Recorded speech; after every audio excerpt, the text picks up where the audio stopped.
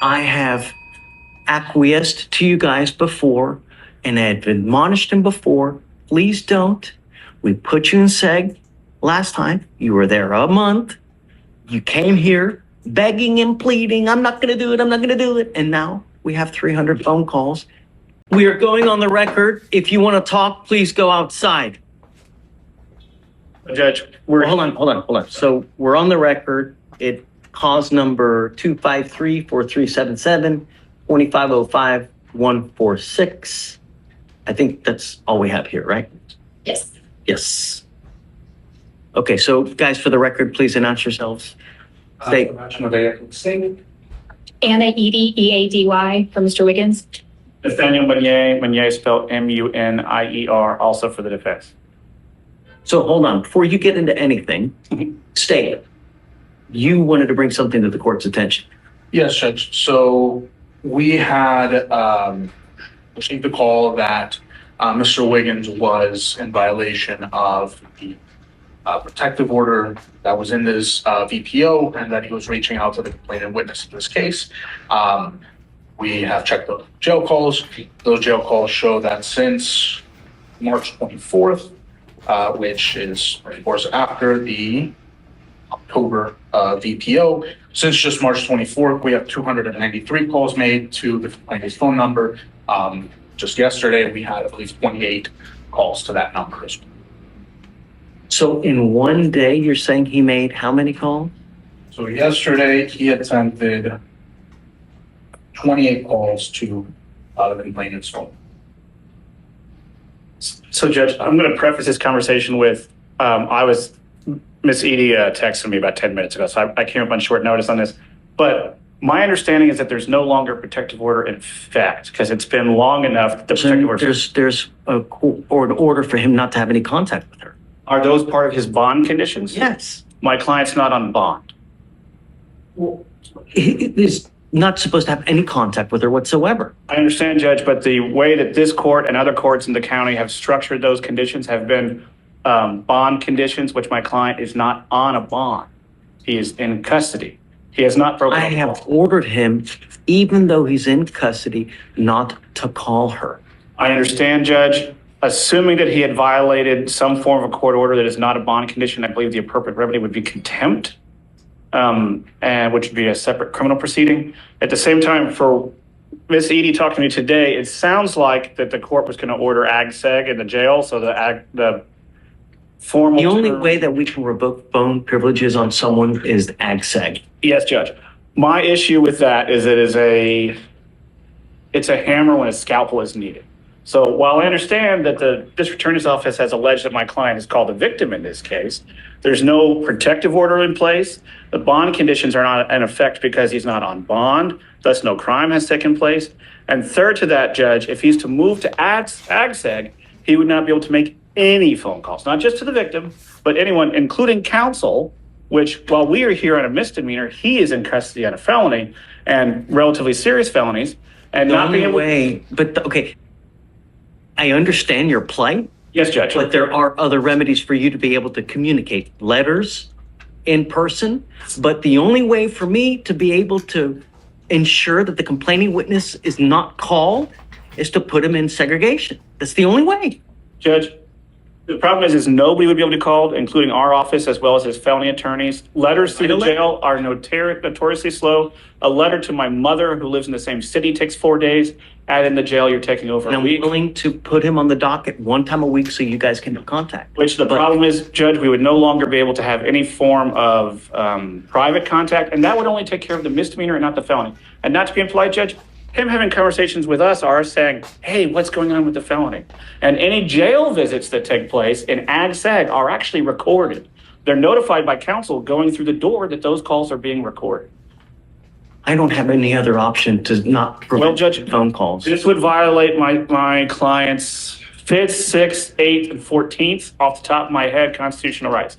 Right, self-incrimination, because every conversation is going to be monitored going in and out of the jail because they're going to be recorded via jail visits. He will no longer be able to have private visitation inside the courthouse.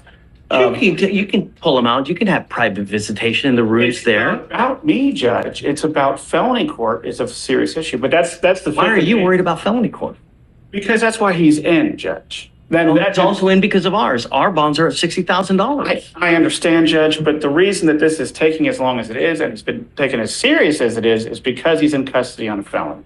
And this court making him to where he cannot participate fully with counsel is. There are other means for you guys to participate, but I've ordered you not to have contact with her. You've called her now over 300 times.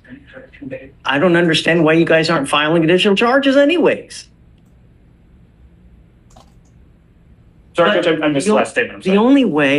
The only way that I can prevent him from making 300 phone calls is to put him in another wing. I was going to talk with the DA, and obviously, if my client's making these calls, and that's an if, he's dialing a single number, the jail's numbers can be easily blocked. I've done it on my cell phone numerous times when I've changed cell phones. Over the weekend, last weekend, I had 15 jail calls from one client. And as annoying as that is, it's very easy to block it on your cell phone. And I assume the victim could do the same. I have not heard anything from the state. Tell the victim what to do, Nathan. I'm not going to say, can you please block your number so we can't call you? The least restrictive means, Judge, strict scrutiny dealing with constitutional rights. No other way to prevent him from making phone calls. I have acquiesced to you guys before and I've admonished him before. Please don't. We put you in seg last time. You were there a month. You came here begging and pleading, I'm not going to do it, I'm not going to do it. And now we have 300 phone calls. So I don't know what else to do. But now back into ACSEG. I'm going to sprinkle the word allegedly to the phone calls because it's the kind of thing where records would exist that have not been provided to the defense by the state. Do you have the records? Well, I mean, I have them. I just have to I have to do the forms or get them up with the forms. Yeah. Okay, so let's set up for a formal hearing because I don't want. You're right. I don't want to give you state the benefit of the doubt without him actually or Anna actually seeing it and seeing that the phone calls were actually made. So let's set up for a formal hearing. How soon can you get him the evidence? I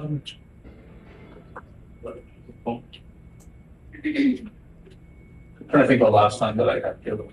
It could be tomorrow, it'll be a few days. So, I don't know if we want to set it off next Monday or something like that. I think I should have it by then. This was just the point that actually connected with spend those places. And if we could keep him in normal population so that we could visit him, as does his felony counsel, and they could Wiggins, I'm going to have you sign an affidavit today promising me you're not going to reach out to the complaining witness in this case by any means. If you do, I can have a contempt hearing, and every single time it's punishable by up to 6 months in jail and a $500 fine per the advice of your lawyer. Because he thinks this is the correct avenue instead of AGSEG. Do you understand? No. Don't contact the complaining witness. Don't use anyone else to contact the complaining witness. Don't use anyone else's number to contact the complaining witness. I'm going to rephrase what he just said. That means calls going through third parties. So if you call mom and have mom call her, that's against the rules. If you call mom and have mom forward the call, that's against the rules. I said real. Yeah. Okay.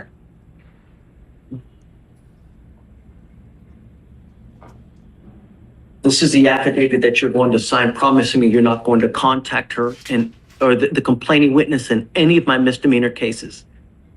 Do you understand? Okay, so you want to set up for Monday? Okay.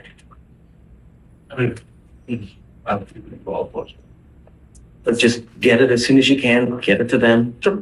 Have a hearing on Monday to see whether he's actually making the phone calls that we ordered him not to. This is you swearing that you will not make these calls. And let it be clear that I truly have no least restrictive means than to deny his ability to make phone calls to the complaining witness. There really is no less restrictive means. Judge, my understanding is that the jail can prevent Mr. Wiggins' SPIN number from calling him. In the last time, he used someone else's PIN number to make the phone calls. And what's that? So, Yeah.